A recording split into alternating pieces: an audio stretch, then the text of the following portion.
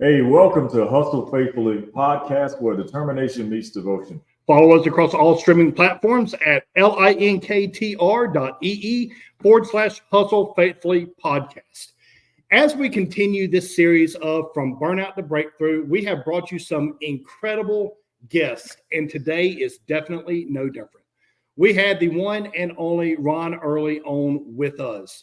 We're looking real forward to hearing from him and about some of his challenges along the way of his entrepreneurial journey, as well as possibly some life journeys. So without further ado, let's turn it over to Ron and hear some more of his stories about From Burnout to Breakthrough. Welcome to the Hustle Faithfully podcast, Ron. It's a pleasure to have you. It's a pleasure for you guys having me on here. I very much appreciate you guys taking the time today. And I really like what you guys are doing here because I feel like every single person can relate to a story coming from some kind of burnout or running into some kind of, I don't want to say stonewall, but every entrepreneur hits that wall. They hit that plateau where you feel like maybe there's times where you question yourself whether or not you're doing the things that you're supposed to be doing, or if it's right, or is it really worth it, And I would almost challenge that if anybody is going through that, they never ask that at least once. Maybe they're not even doing it right, Mm-hmm. And through the climb and doing several of these podcasts over the course of the last year has made me realize one thing. And we go through a lot as entrepreneurs for what seems like a very short amount of time, or it could seem like a long amount of time, but it's a lot shoved into a very short amount of time. And me specifically, I get asked sometimes on shorter podcasts, like these jumps over the span of the last decade of what I've been doing in entrepreneurism. And there's so many different stories that are tied into the last 10 years. You can't really just tie it down to one point. And we go through like these quantum leaps, it almost seems like. And it seems like, honestly, when I go back through it, that it took such an extensive amount of time, but there's so many periods where it was kind of like the right jump at the right time to go through what you would call a burnout in order for that overnight success part to happen. And there's so many different levels, different parts to overnight successes. And as I recall some of the memories and I talk with some people about some stories that I went through, I was like, man, this just kept happening time and time and time again. And luckily, my wife was just as crazy as I was for her to believe me in half the stuff that we've gone through. Right. I have a rock beside me, which is one of the main reasons why I've been able to pull off a lot of what I've been able to do.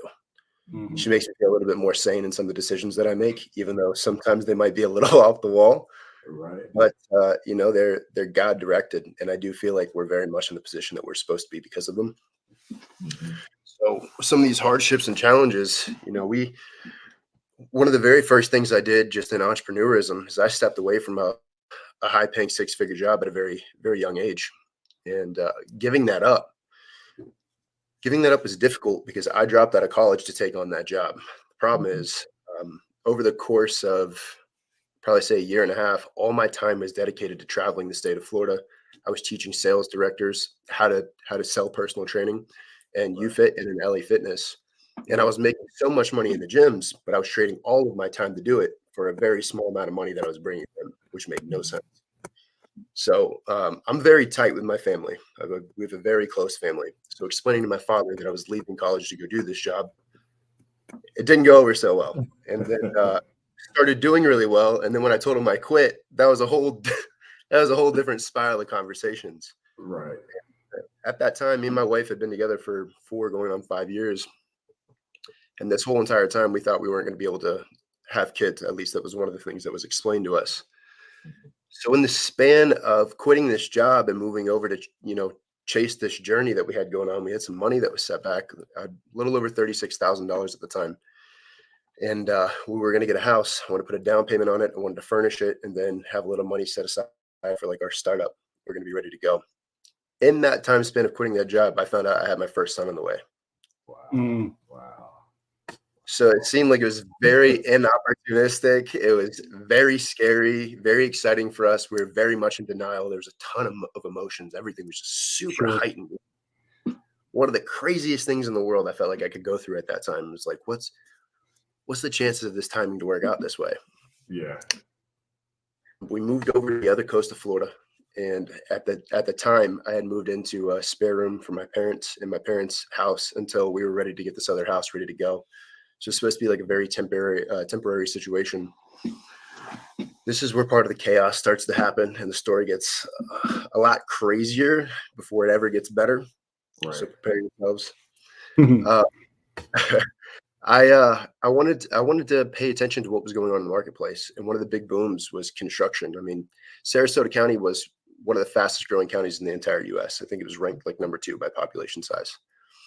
So it made sense to get into some kind of populace. I mean, my father ran a construction company, and part of the reason why he never run a business is because he was. I do think that now and where I am, I understand the difference between a business owner and an entrepreneur. Right. A lot of business owners, they can make a lot of cash flow inside a business, but they never find a way to step outside the business. They always get stuck working in it. And it's a massive issue, especially when you're in, hot, sunny Florida, pouring concrete and laying block all day, every day, and you can't seem to pull yourself out of that. So I can fully understand where he's coming from. And I don't know if you gentlemen are fathers, but us as fathers, we want to make sure that we do our best to provide for our children. So I understood it. I wish we could have, met eye to eye a little bit more through that process. And I hate saying this out loud. It almost makes me want to choke, but I can't wait to be like this way with my kids. But he was right. He was right. I took a gamble on something that seemed like it was going to work out. And long and behold, out of that $36,000, I lost 24 grand. How I lost the 24 grand is every single person that's listening to this right now. At some point in time, you've wanted to leverage the bank's money through a business entity. But every single bank you go to tells you have to have that business entity operating for at least 2 years. Mm-hmm. So I ran into that situation, and I couldn't leverage my personal credit at the time because I didn't have enough built. It's one of those things that I do want to teach my kids, and the importance of like financial literacy is credit stacking. Mm-hmm. I had none. What I knew growing up was debt was bad. Yeah. Debt's great if it's utilized properly. That's right. Right. So I go to buy this floor grinder after I'm knocking around. This is part of what we were doing for this construction business, was prepping these garage floors, and these places were going up. It's one of the things that people that did concrete didn't necessarily want to do. It took too much time, and it was almost like a secondary operation. So I decided to create a business out of it.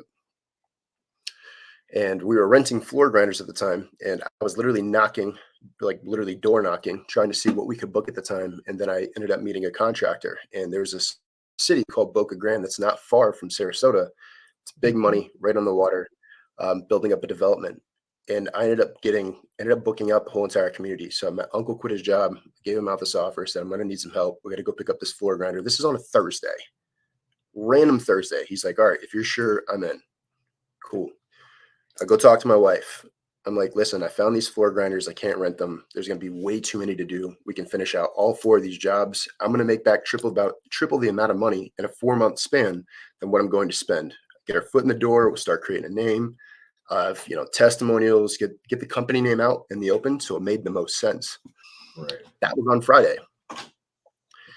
I am pulling this $24,000 grinder with this $1,200 F-150 OBS that it was the wildest thing in the world, pulling this piece of equipment that was literally 24 times the cost of this truck, hoping that and I get there on Monday only to find out the contractor got fired.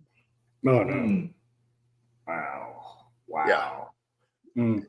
It was a very tough beat. So I got my uncle that I've convinced now to quit his job to come help me do this for a pretty good substantial pay that I no longer can pay. I'm stuck with a grinder I can't return. That's 2/3 of our savings set aside. I have a child on the way that we didn't think that we were going to have, and I just threw away 2/3 of what was going to help me move out of my parents' house. Wow. Ron. Yeah. Okay. In that moment, seriously, in that moment when you found out that the contractor had gotten fired, what is the first thing that went through your mind? Because I know all these things have happened, and then suddenly the last thing you expect to have happen is for this contractor to get fired. What was your thought at that moment? When I tell you I was glowing when we pulled up and walking in there, and I thought like I did it, like I figured it out. I couldn't believe I got struck gold. having that first, looking for him first was the biggest issue. And then Mhm. walking up, the guy's name was Kevin. Walk Mhm. up and find out that Kevin got let go. I never got a phone call. I never got a text message. I didn't even know who I was supposed to speak to see if I was able to book these out. But from what I knew, they were rehiring because everybody that I knew that was on that job site that previous week was no longer there. Wow. Wow. Wow, man. So was that one of those moments for you where you felt like, okay, I may have just flamed out? Like I quit this job coming out of college. I left college first. I quit college first. Then Yeah. I went and took this job. You know, you're going around. You're working in these gyms. You're making good money. And then, okay, I'm going to leave that. I'm going to do something else now. You know, and then you leave that to go and buy this. You go to buy this grinder, and you pull up on this site to find this guy that has this opportunity for you, and he's gone. You know, in this, and you got a child that you didn't expect on the way, the child you didn't think you could have, with all of that stuff going on. Like, was that a moment where you said to yourself, time out, I may be in the midst of a flame out?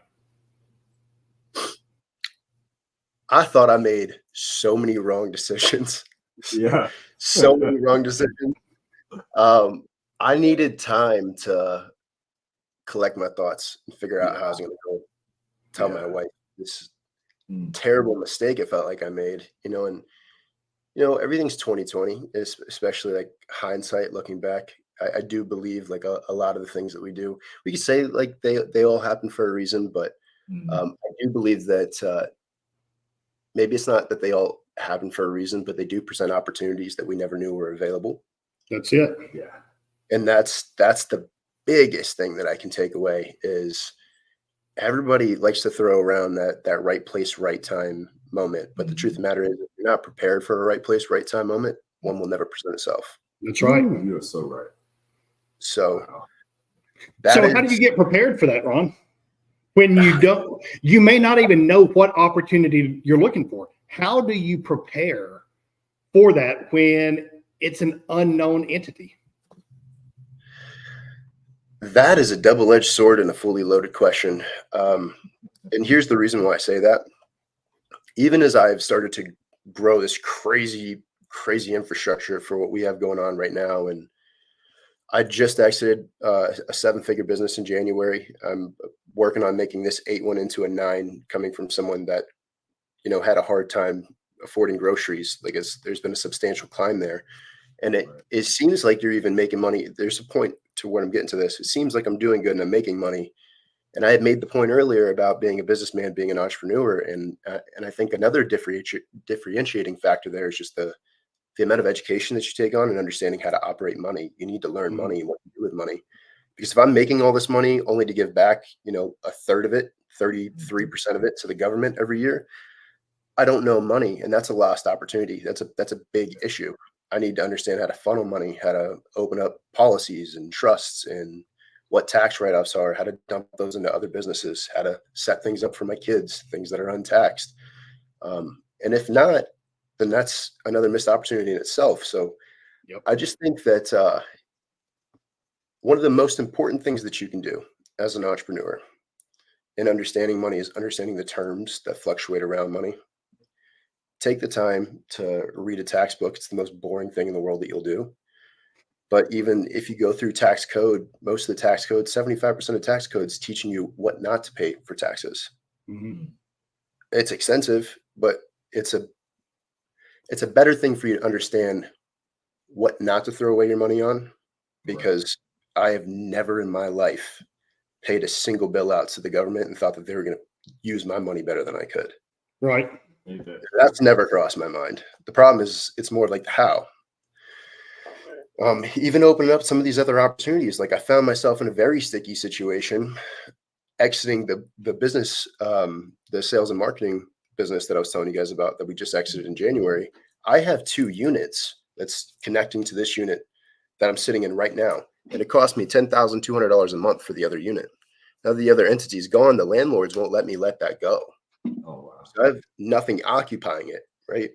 And we run an investment firm, so it's not even in my realm for the solution I came up with, but I learned about this place called Pure Space. Now we record content, and every now and then we'll do a podcast and we'll get some content out, very similar to you gentlemen, but it's like a side project for us for exposure. Mm-hmm. So instead I set up 5 stations in there because in Pure Space, it's $125 an hour, a minimum booking of, 4 hours through that booking, which is $500 a pop for a half a day. 2,500 if I book all out for half a day, and $5,000 a day. And I'm only recording maybe once a week. So now I open up, I got $20,000 cash flowing every week in a space that's not utilized. I don't run a multimedia center. I run an investment firm. Right. Now I just turned a $120,000 loss into a $380,000 gain. Right. That's understanding cash flow and money and just paying attention to the things that you do. I just got myself a free content space, paid for, and then some. Yeah. That's awesome. So that's why I say it's important to continue to educate, because if I didn't know that something like that existed, or I didn't understand how to operate it, I can't put somebody in control to turn a negative into a positive. Yeah, for sure. Yeah. Yeah. For sure. Always continue learning. Always find those that have what you want and mirror and match what they do to achieve same or similar results. So that's very intriguing that you share that. How could somebody contact you? How could somebody find out about you and what you do and what you offer? I have no doubt that our listeners and our viewers will find value in what you offer. So tell us how we can find you. Yeah, so I'm across all social media platforms. If you go through state accreditation, which I know this is probably a little bit more unorthodox for what you hear from listeners, we're probably one of the only state accredited investment groups in the state of Florida, which is something I'm very proud of. Just last year, we were awarded the key to the city in Sarasota, Florida, which I know we mentioned is one of the fastest growing cities, in the U.S. So it's kind of surreal, looking back on that. I actually just had a post pop up. So you guys can find me on Instagram, but they do the recollection memories. And the caption I put in there was, I can remember thinking with my wife, how are we going to afford to live in the most expensive city in our area, to I'm being awarded key to the city by the mayor and the most expensive city around us. So that jump was just, it's surreal, even still thinking about it. Like that climb it's very rewarding. We'll tell you that. It's a great right place, right time moment, right? Let me say this. Congratulations on that, because you could have quit when you walked in after purchasing that grinder. You spent $24,000 of the, I believe you said 36 that you all had. Yeah. And you got your uncle to leave a job that he was on to come and support what you were doing. And then you walk in, and the guy that was giving you the opportunity to recruit the investments that you made and then make profit off of the grinder is no longer there. You turned that around to being able to grow one 7-figure company, turn this into an 8-figure company while working towards 9 figures and getting the key to the city in a place that you had no idea that you would even be able to survive in. Man, yeah. If I had another mic, I'd drop it. I just can't. But hey, listen, Ron, that's amazing. And I just had to take the time to congratulate you, because you are a prime example to the people listening on the radio that will listen, and the people that are watching, of what it means to go through a period where you could have burned out. Right. Yeah. To be in a place now where you're living in breakthrough. I appreciate your words. I very much do. And just in case you guys don't do pop-ups too, I'm not sure what's running it. I know I said across all social media platforms, but just to take a step back, my personal social media too on all platforms is Sales God. And then you'll find the investment company, which will automate a cash flowing business for you. I'll grow an asset for you. It does. Cash flows month over month, compounds year over year, and we operate in wholesale. That company's called Automation Empire. So if you guys want AutomationEmpire.com. Yes, we are on AutomationEmpire.com. And then again, all social media platforms. And I do a very good job of just trying, at least I'll say I try my best to do a very good job at explaining for people that are not just like newcomers into the investment world, but even people that aren't first-time investors, just being able to provide value and understanding where to store that money, how to cash flow that money.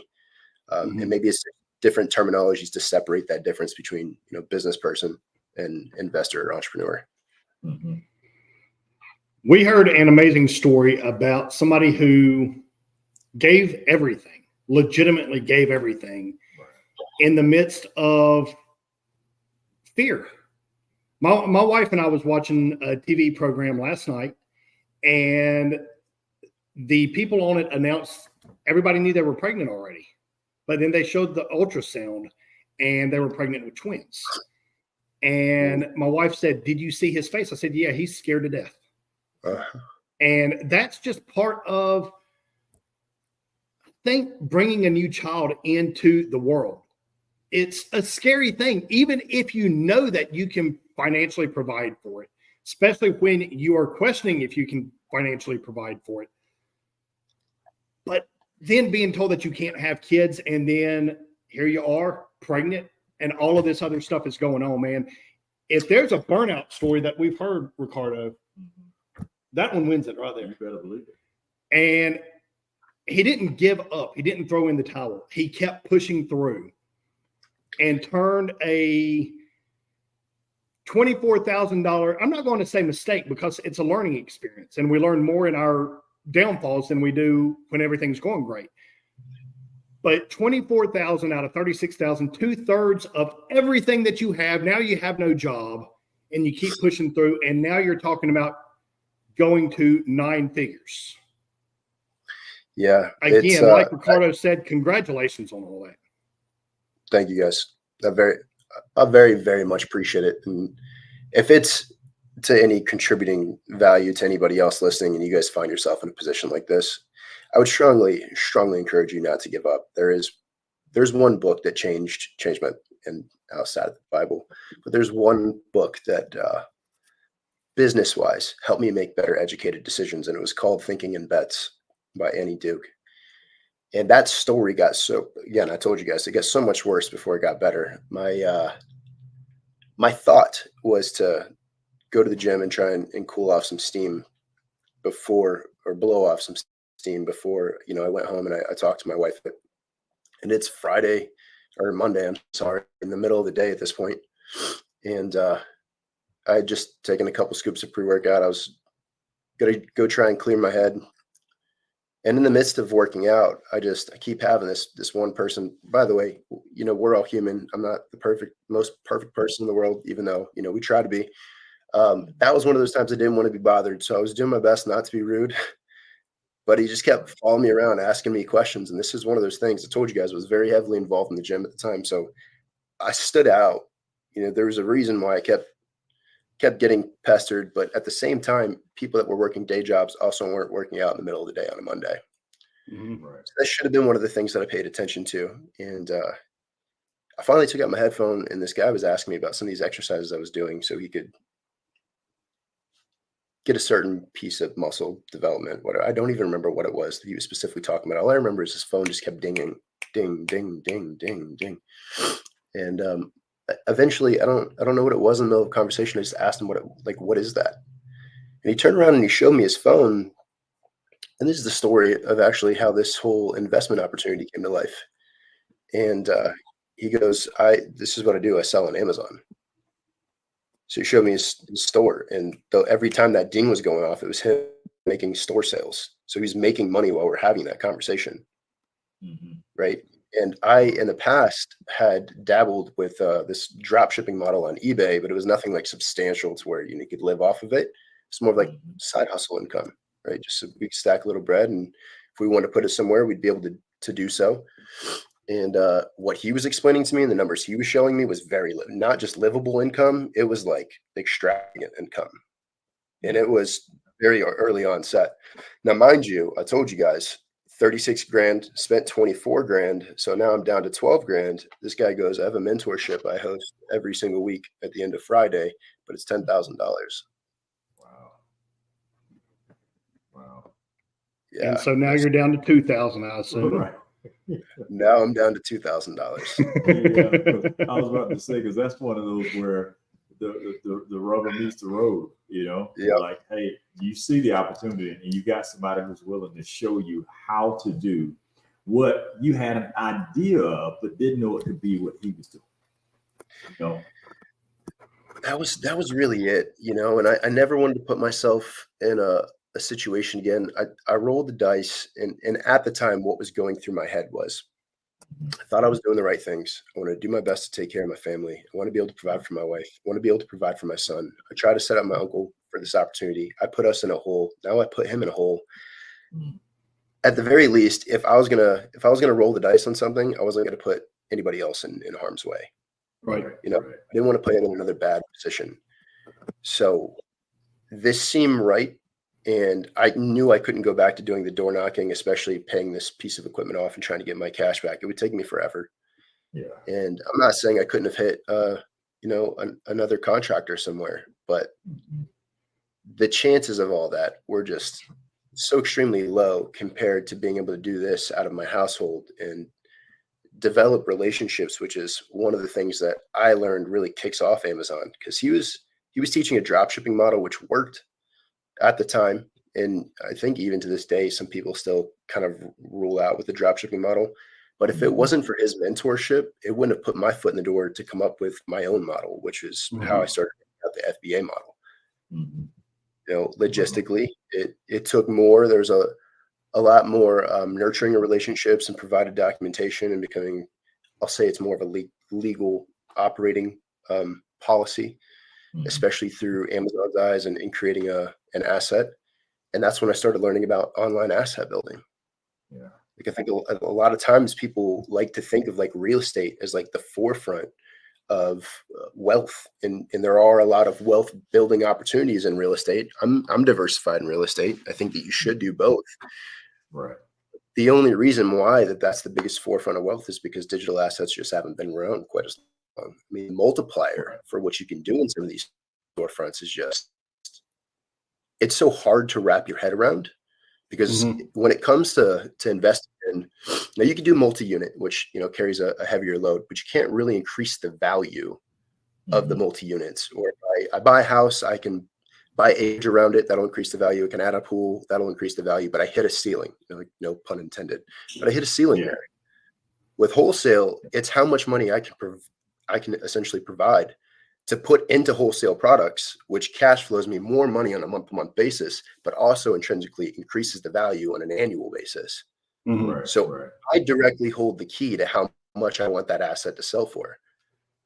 There are some people selling these storefronts for $600,000, $800,000 after 2 to 3 years. And they cash flow them every month and get their investment back first.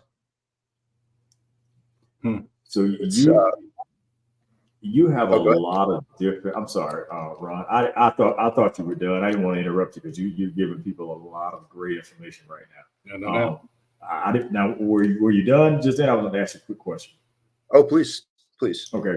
Well, for the people that are listening right now, what are some things that they could do today with where they are? Because, you know, people will always feel, well, I got to get this together first, so I have to do that, or, you know, I don't know how to do this. And there's all these reasons why they can't start now. With everything you've experienced and everything you've gone through, what is some advice to someone who's in a place where they don't feel like they can start now because they don't have everything in place, or they don't think they have everything in place? What do they do with where they are? How do they start? I think I might answer this question a little bit differently than most people. And I would actually say that if you don't feel comfortable because you don't have the right personal assets, like a skill set, get a job for the time being, but put the money into whatever skill set you want to learn and continue to study communication. Communication is the one skill set that universally apply to everything, especially now that we're in like this digital age. So we're not used to having a conversation. Most people can't even look people in the eye. It's wildly discouraging for, you know, what this next generation looks like, but learn that. Because it helps you stand out monumentally. It's not about being better. It's about being different. That's what makes you stand out. Right? So communicate. And then study a skill set that provides value. And if you can do those two things and you still think that you're not ready, at that point, you just got to put yourself out there. You're learning fundamentally the two things that are needed. Those two things are what are needed to make money. Just those two. How do you encourage to learn communication? Because I 100% agree. That is the forefront. That is the foundation of everything. Where did you learn communication, and what would you suggest for our viewers and listeners to learn to better their communication with people? Oh man, I can go on a tangent about this right now. I appreciate the question. Communication psychology it's a love of mine. And when I first got put in the sales job that I was in, I changed how UFIT operated at the time. Ironically, when I quit that job, one thing that I didn't tell you guys, and it was another Stonewall, another burnout. Through quitting, the day after I got there, you needed to have an exercise science degree to be what was called a director. And the directors are the people that did the assessments to assign new clients to the trainers. So I quit college. I showed up there, had a job for 24 hours, no longer had a director to assign me any clients. So I had no way to make money. And we were one of 12 clubs in the district that didn't have any directors. Our club had the highest grossing sales out of the whole entire district, and we're the only one that didn't have a director. So immediately I drew a bunch of attention to myself by floor pulling people and selling them on personal training because I had to find a way to make money. They created a position in that company that was called a DIT that converted a trainer into a director without having a degree. And that was because of me. So I went around, and when I was teaching these other people how to do what I was doing and how I was selling training, one, I hit two really, really big hiccups. One, everybody was twice my age, and it was, what is this kid going to teach me? I've been doing this for years. Right. And two, I didn't understand how I was doing the things that I was doing, let alone being able to teach them to somebody else. I didn't know why they worked. Right. Just like a high level of, I guess, charisma and confidence in what I was doing and displaying that to other people to get them to buy into what I had to provide. Right. So I would sit with a couple psychology students that didn't live very far from where we were at. And I picked up, different sales books. And the problem that I ran into with sales books is there were a lot of like hard sales tactics, and it was very, I would say, like outdated information. I think that that's changed since then. It's part of the reason why I put out and I published a book, Closer. I put that out. I did a bestseller on pre-release, which was pretty fantastic. It's a pretty big accomplishment in 2021. And it did really well. There are so many places for people to extract resources on communication now that you can literally take courses. I took a Stanford psychology course on YouTube for free. It's on there. Wow. It was boring, and I didn't learn anything that I wanted to learn, but it was accessible. But there are other people that host these courses, and they'll break down things like tone, the way you make eye contact, how you're supposed to carry yourself in your body language, understanding how to communicate and take pauses in the things that you say, how to elevate your tone, how to storytell. All those things are so important. Right. So important. So if you needed a first starting point, I say all that to say this, very first starting point is just go Google effective communication, and then find out this 5 terms on effective communication, and then go YouTube videos with each term and see what active practices people have. The only way that you're ever going to get better doing something is if you actively practice it. That's right. So 3 of the things that I've heard you say in different ways, maybe not these things verbatim, but just a synopsis of what I've heard from you is you have to change your mindset, increase your skill set, and it produces assets. That those are the things that you have to do.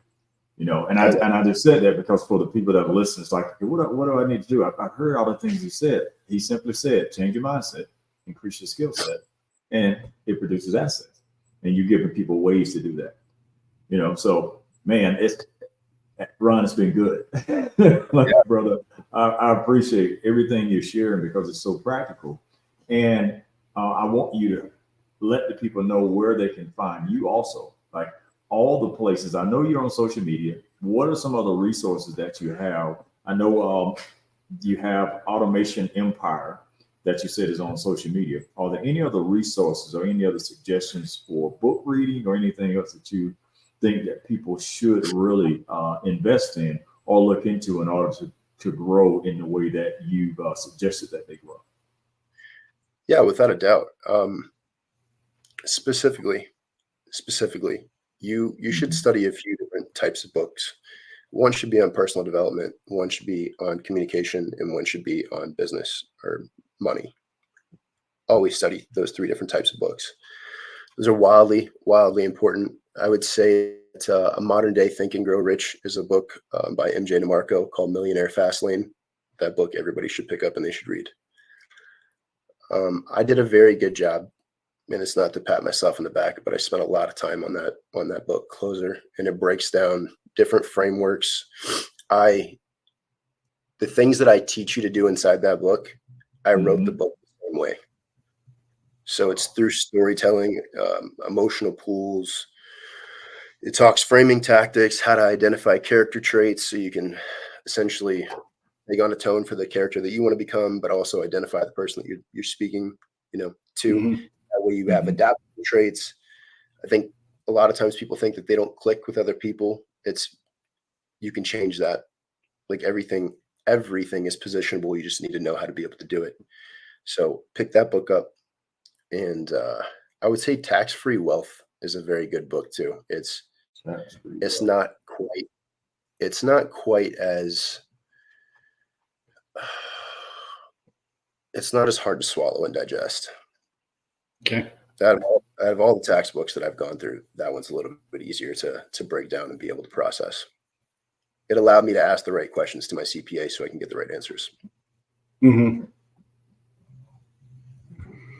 that's a lot of great resource. Absolutely. There has been so many nuggets dropped, so many incredible stories.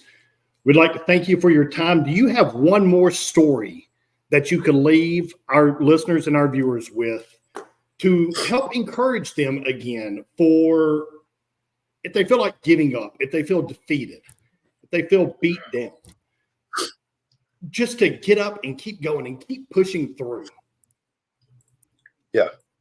Yeah, I do. Guys, if you've been listening to the story that I've been talking about in the startup of the whole success, I only had $2,000 left in my pocket, but I knew that I had to figure out what I was going to do to make this business successful in a nutshell. And I just said that the last thing that I wanted to do was extract resources from my family, but I now had a proven model, and I saw dollar signs going into my Amazon account at the time. I knew that I had made profit. It just hadn't deposited from my Amazon bank account to my business bank account yet. And one of the big no-nos in Amazon is you don't want to slow down on sales. One thing that I didn't know, and it wasn't taught in my class that I took at the time, and maybe it's just because he didn't have people take it quite as seriously as I was willing to take it. There is something called a velocity review that Amazon does, where if you sell too much too quick, they freeze all your assets. I sold $2,000 worth of product in 2.5 days, and it's a 14-day deposit. So I wanted to recoup as much as I could. So we leveraged a $5,000 credit card that my grandmother let me use. And I told her I'd give her all the profit for it. I just wanted it back, like on the card, so I could get her credit, use the card, didn't want to get flagged on store sales, and I give her all the profit off of it. And it would all go back into her account. It was getting deposited in 12 days. They held my money for 62 days. Wow. I had to now, after all this, I just lost the 36K. I stuck with the grinder I can't use. I'm in my parents' house, right? I figured the Amazon thing out. Amazon thing's working. I'm cash flowing in that. I spent all my money on that. I had a little set aside for groceries. I started leveraging the credit card, and now my money got held up here. Now I got to go tell my grandmother that I don't know when I'm getting the money back, but the money's there, and I can't pay her for credit card. If I didn't go through any of that, I wouldn't be where I am, and I wouldn't have quite as many zeros sitting in a bank account or a team. Honestly, is the thing that I'm most proud of. Is not just the money sitting in the account, but the opportunities I'm able to provide that sit in this office with me and they grind on a day-to-day basis. I Everybody. know that all. I'm sorry. Go ahead.